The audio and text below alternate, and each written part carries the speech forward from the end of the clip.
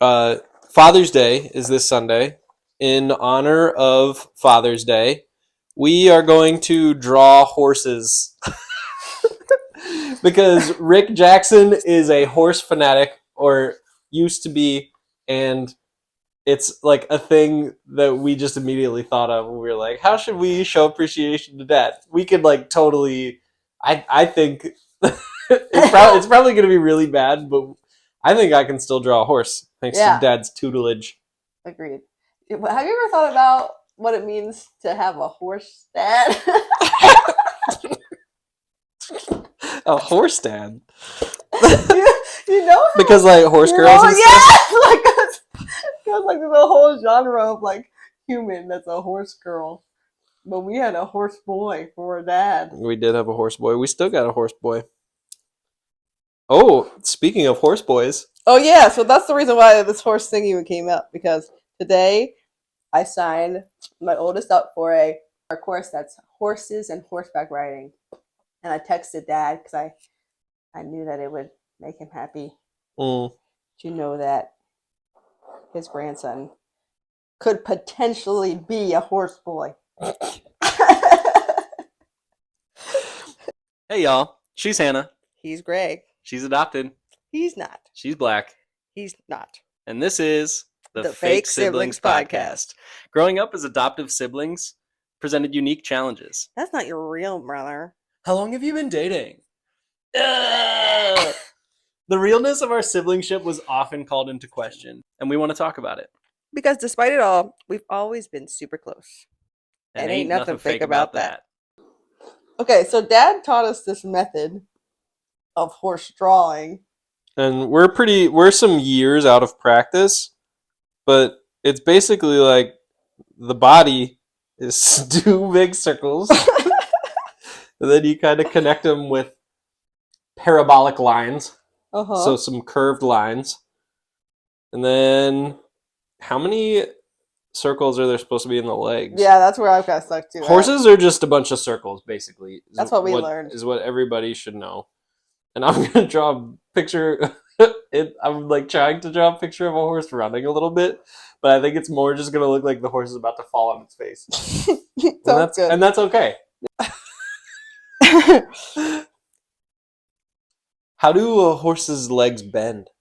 Do the knees bend backwards? That's kind of what I just did. I don't know if it's right or not. That's good, because I haven't drawn the head yet. I've just yours is gonna be so much better than mine. I have like a big body and tiny legs right now. That's what I got. Little ones. All right, and then the horse's head is so the body is like two big circles, and then the head is a like medium-sized circle compared to that one, and then a smaller circle like sort of toward the snout, right? Yeah. This is going to be an episode you're going to want to watch on YouTube, because and if you haven't yet, they're all on YouTube. I don't know that there's like necessarily a ton to watch, but we're pretty. There's stuff to watch. And then I'm not quite sure how to draw the hooves. My horse is gonna have lips, like that you can paint with lipstick.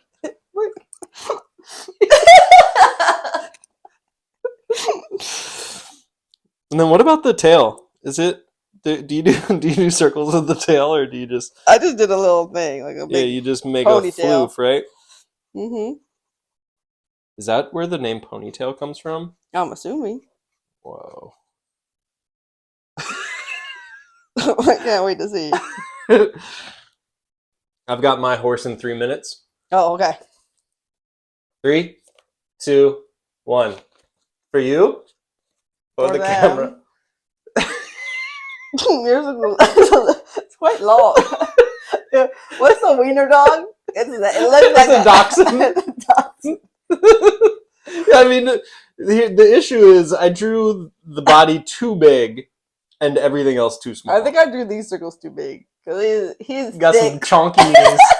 Chonky knees. I like this circle. No, is there 2 circles or 1 circle? So yeah, basically the circles, and then you connect the circles with lines. But yeah, he is long. You're right. probably should have drawn those a little closer together. You know? I still got it, though. Yeah, no, it's a horse. It's probably a better horse than most people. I feel like the legs are right. Like we said, Rick Jackson, horse guy. Horse guy. The coolest horse guy we know. Real rap. Right? I don't know. I don't think that the horse girl stereotype transfers to boys the same way. Yeah. I don't know. I think Dad was kind of a horse girl growing up. What was the name of his horse? Starbuck. Which is why, like, when I remember when Starbucks came out. Wait. His horse's name was Starbuck? Yeah. That feels like it's got to be... The world is a simulation. I don't know. But his horse's name was Starbuck. That's crazy. Remember when Starbucks came out, and I was like, what a weird name. I just think of Dad's horse. Wow. I completely forgot about that. Mm-hmm. Huh. All right. Yeah, just so Starbucks you know, named after Dad's childhood horse. Yeah, for sure. Is he getting royalties from them for the name usage? He should. Right? I mean, Dad, that's our come up, maybe. Yeah. But yeah, I mean, what should we say about Dad? I know that we've talked about lots of Mary Lou-isms, and we were kind of like thinking about some things that we could share about Dad. So we got like, you know, he was a horse boy for sure, but also he has been. I mean, I think that he's a champion for human rights in Lancaster County, which would be I mean, what more can you say about somebody? I know. But Dad has done a couple things. He's been a major part of the Coalition for Smart Growth in our home city, which was something that intended for the city and the surrounding county in Lancaster to grow in a way that was sustainable for its population. Mm-hmm. And then he's also done a lot He was on the to board. end homelessness. Yeah, for the Lancaster LHOP, Lancaster Housing Opportunity Program. Yeah. It's now called somethingfold. Tenfold. And so Tenfold is the they housing absorbed LHOP. Because I thought for some reason, okay, that's fine. Maybe not. Because I know that there's also a donation, like a big donation day that happens in the Lancaster and surrounding areas, and I thought that maybe that was what Tenfold was, but I don't you know. might know better than me. But yeah, that was we actually did our first time home buyers program through LHOP. Oh, cool. Yeah. Nice. So they do a lot of really great things for to create more opportunities for equal opportunities for housing. Mm-hmm. Yeah. Which is huge. Yeah. And something that we need in more cities and commonwealths and especially where we grew up. Very homogenous. Mm-hmm. So that's not really making fun of Dad. I was hoping that we would make fun of Dad because Mom's getting on me about us always making fun of her. We did call him a horse girl, which I feel like is a really big insult if you don't know. That might make up for all the momisms. And we grew up on some small acreage in rural Pennsylvania, and Dad was always on us about house projects, outdoor projects, mow the lawn twice a week. We're talking 4 hours twice a week. Pick up this pile of sticks, move it to this pile of sticks, get a rake, put the gravel back into the gravel driveway. I spent a lot of time outside doing. Yeah. I remember when I was a teenager, I kept thinking, man, Mom and Dad are working me this is crazy. Yeah. And you know who was the driver behind that? Oh, yeah. It was Dad. Well, if Mom had her way, we'd probably all be sitting by the pool drinking margaritas. Not maybe not margaritas, lime juice. Yes, fake margaritas. Do you remember the time that I told Dad that I mowed on the south side of the house? You know I this story. don't. This is like a Mary This is a Mary Mary but also a real story. Yes. Okay. Where like I was supposed to mow on the south side of the house, and then also like the pool area. I had done the riding lawnmower for the whole house, but part of mowing was like doing the push mower amongst the like raised garden beds and things like that, where it was you couldn't like get in there with the riding lawnmower. And so I was like, yeah, I mowed down there. It was a half truth. Yeah. Because I mowed one line. So I did. Because wait. I mowed inside the pool area. Okay. And so I like took the mower and walked across and mowed inside the pool area, but then I did not finish mowing. But I'm like, did you bring the lawnmower back up? Yeah. Wow, so that's like, crazy, right? I mean, I really should have just done it all. Because that's so much work. That lawnmower, although it wasn't like heavy. It was supposed to have like the self-propel. I think it did, but it broke at some point. So heavy. Yeah. I don't remember feeling like it was propelling at all. Oh, okay. I've always had muscles. I remember being a little girl with muscles. Yeah. It wasn't easy out here in the streets. The boys would be like, ooh, gross. Whatever. You'd be like, you wish. Beauty comes in all shapes and sizes. Yes. All right, so Dad the horse girl. Oh, but yeah, so Greg didn't mow. Oh yeah, so I told them that I did. Which was true. You did. Yeah. I did mow on the south side of the house. Did I finish mowing on the south side of the house? No. Claire would also attest to this being an issue of mine to this day. I start lots of things. I did it. Partially. Yeah, me too. And so Dad was excited, and then he got home, and the first thing he did was go to check the south side of the house, and we heard, Greg! Yeah. He comes stomping up the stairs, and I just ask, I mowed on the south side of the house. Dad, are you proud? Are you proud of me? Mm-hmm.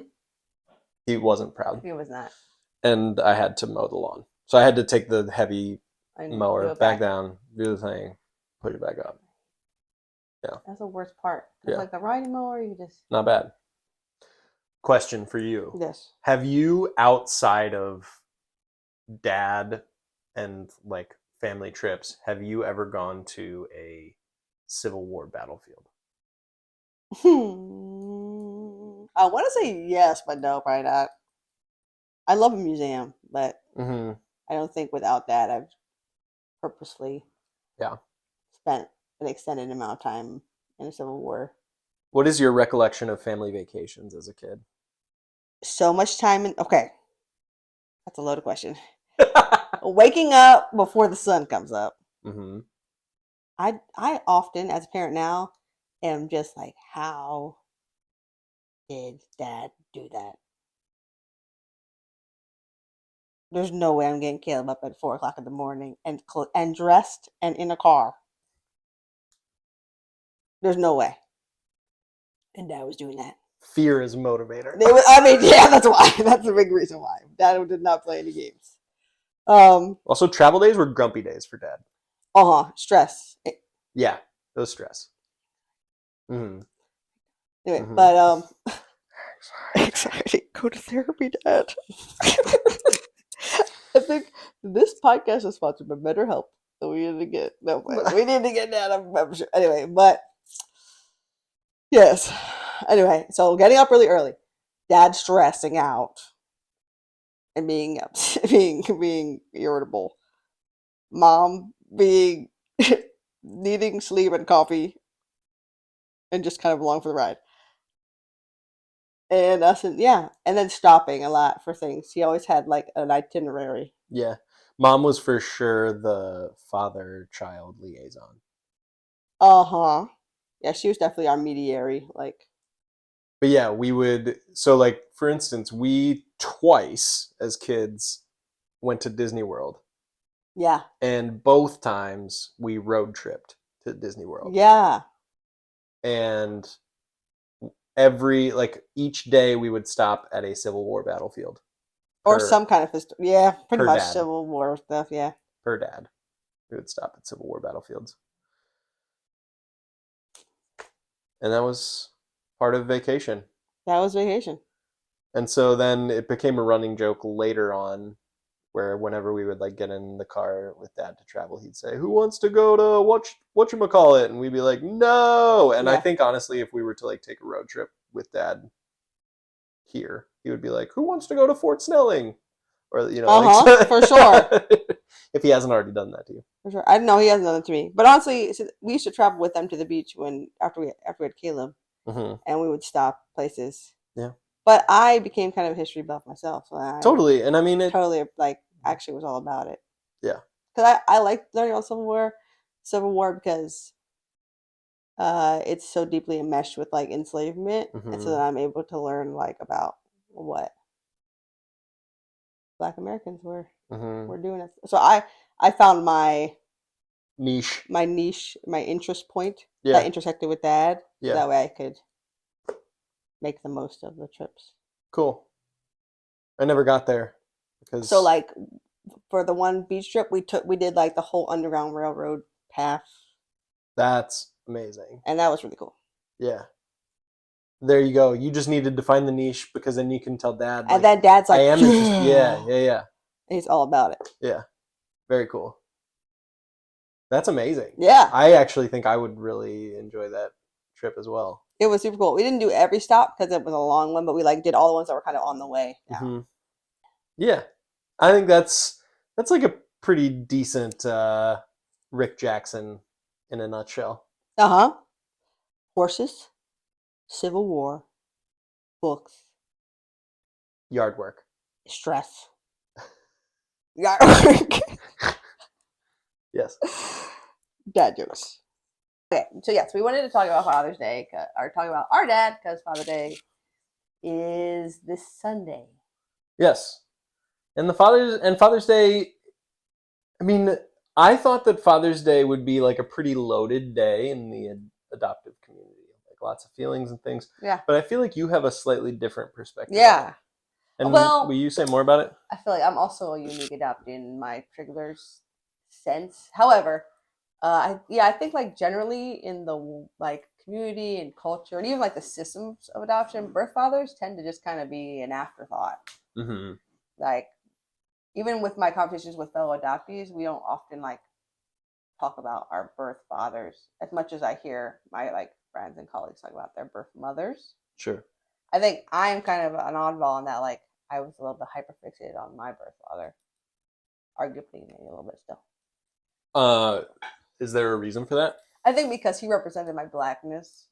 Yeah. And I think that like that was something that I felt really disconnected from as a kid. So it was like I really wanted to know him. All this is stuff that I like reflected about, and I wasn't conscious of this as a kid necessarily.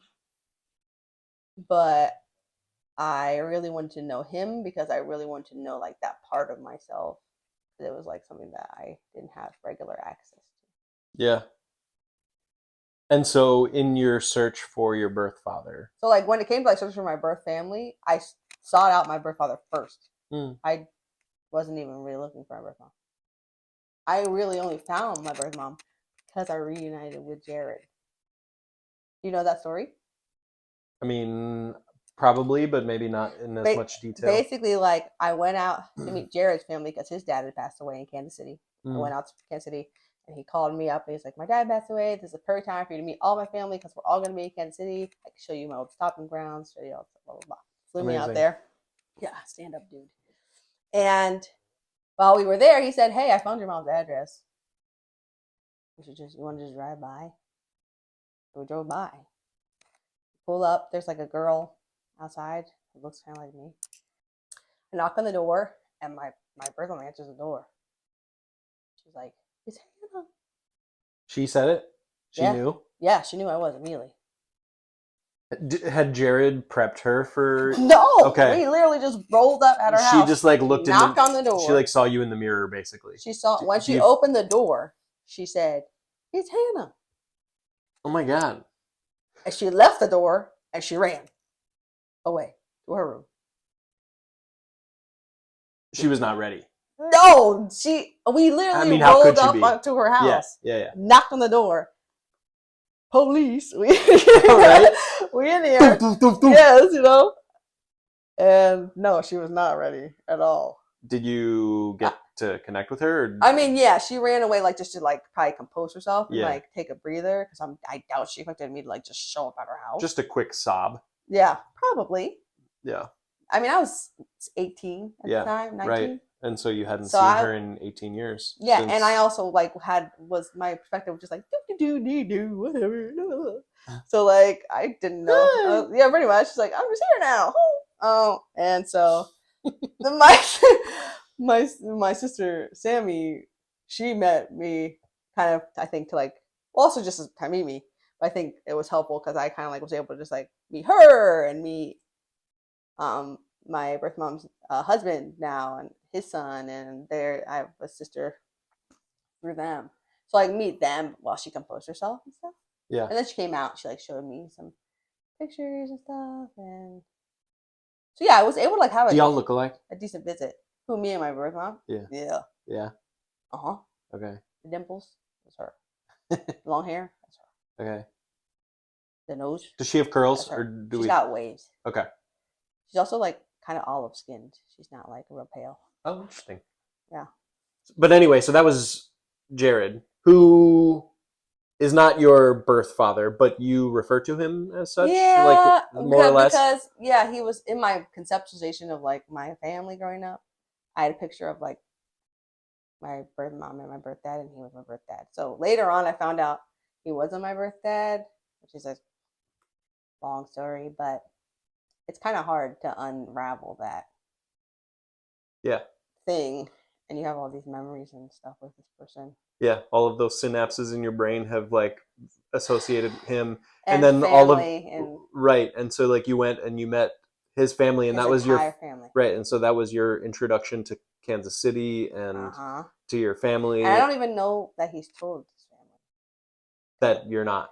Yeah, or they have, and they're just amazing, which I'm also wouldn't be surprised about because they are. Yeah. Because they'll still comment on myself on Facebook and be like, "Oh, my beautiful niece," oh, you know, like.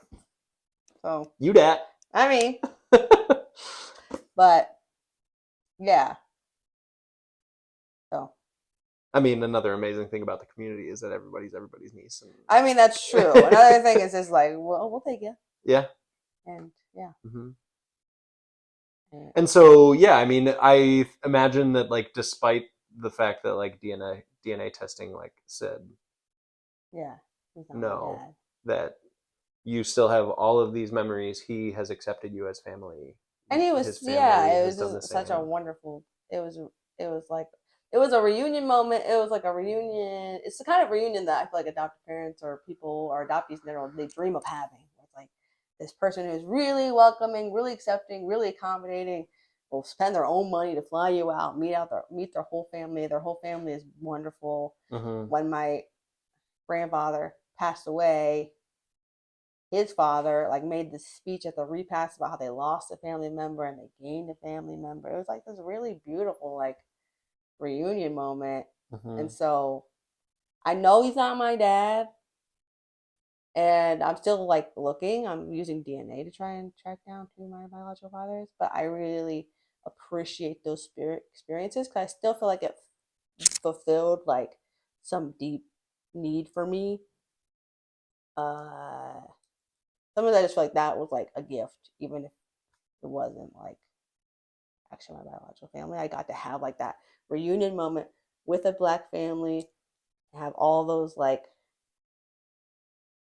cultural touch points and all that affirmation and validation.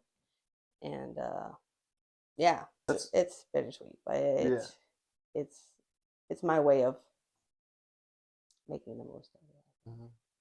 I mean, that's what you gotta do. That's how you do. Yeah. You make lemonade. You gotta do it. But anyway, I was trying to tell you earlier that like I reached out to him and had a phone call with him, and we had this really great conversation. So like me and him still stay in touch, even though he's not my birthday. Mm-hmm. And this phone call that you're talking about, is this like an intro phone call, or is this? This is later. I called him like a couple weeks ago. Okay. Just to like, I had some questions for him. Yeah. I'm writing my book right now, so I wanted to just kind of get a better context of what was happening around my birth. And honestly, what he gave me confused me, but that's neither. Read the book. You want to know what he said. But and when he hung up the phone, he said, "All right, Hannah Jo," and I it gutted me. It Gets you every time. Yeah, it's just like, I was a hot mess. But just like it's I think it's hard for him too, because like I'm sure that he also like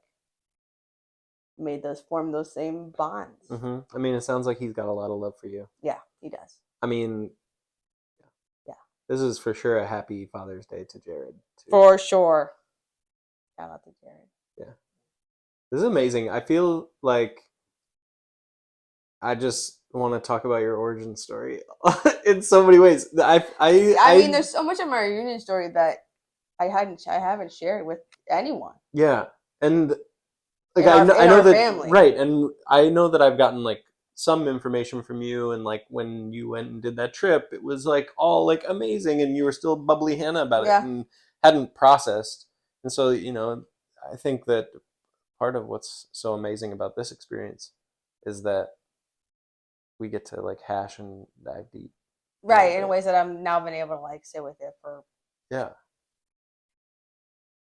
When I was 19, so. Well, and you intensively sit with it as you write, and yeah, you're just like feel like a very self-actualized person, and so hearing you, yeah, maybe self-actualized is, yeah, working on it, process. Yeah, I'm impressed by you a lot of the time, but I'm also very impressed by this story and the way that you have like come to grips with all of this information. And it's also, I mean, it makes me feel very emotional to know that like you got off the phone with Jared, he called you Hannah Jo, you fall to pieces.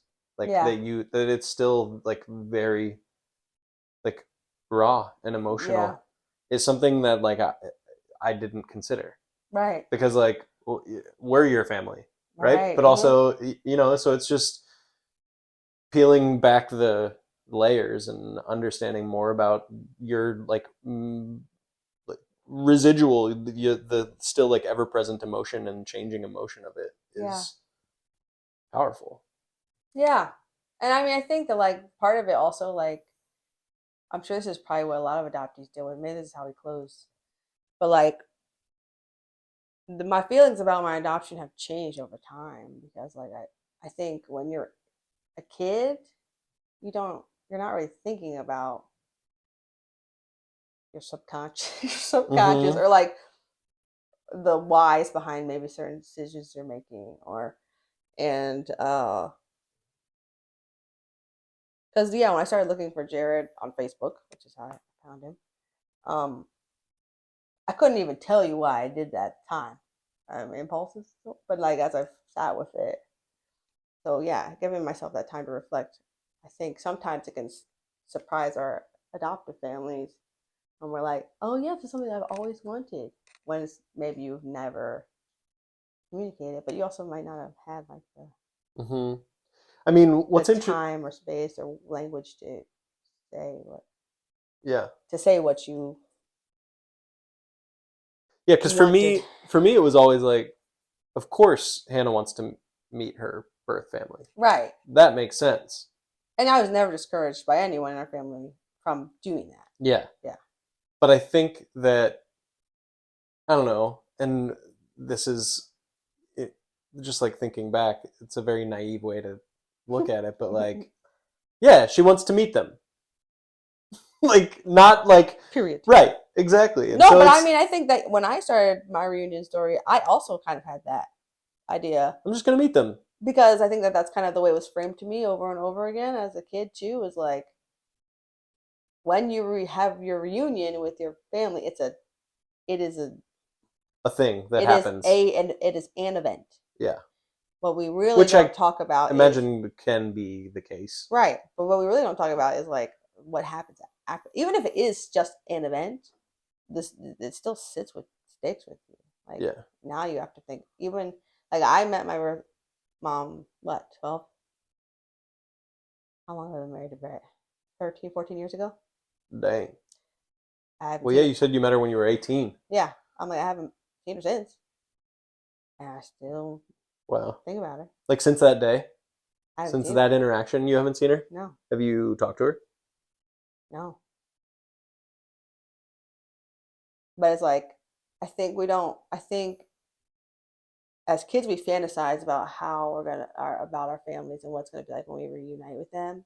And I think because you have your own family, you're not thinking about them taking the place of your family necessarily, Mm-hmm. but Right.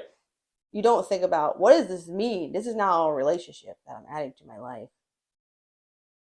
And even if the relationship is not non-existent, like a non-existent relationship is still a relationship. It still has effects on you. And like I have the ancestry DNA thing, and I've been using that to try. I partnered with this company called DNA Angels that helps adoptees find their adoptive parents through DNA. They were unsuccessful. I've been successful. I just don't have enough close relatives to narrow it down. Yeah. But I'll get a notification from like 23andMe or Ancestry that I have like a new relative, and I'll look at it and I'll fall in this rabbit hole trying to figure, it's And who are they who related are to? they And and how who's, can yeah. and I'll spend hours doing it. Mm-hmm. So like it doesn't just like it's not just something you. Is this your Well, is this your ADHD origin story? Being adopted? do you know that it's like something like anywhere from 30 to 60% of adoptees have ADHD? Wow. Yeah, uh-huh. Yeah, it's a crazy. And sometimes it's like, is it ADHD?